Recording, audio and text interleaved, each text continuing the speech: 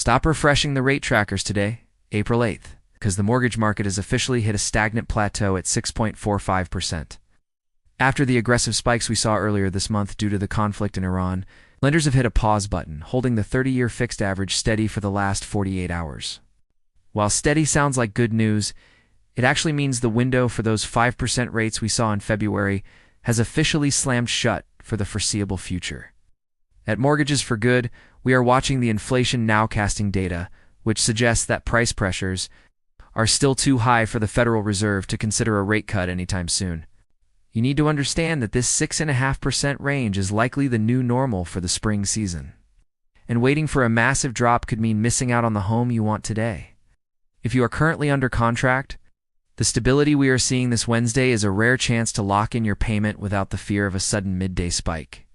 Success in this April market isn't about timing the absolute bottom anymore. It's about securing a home before the limited inventory drives prices even higher.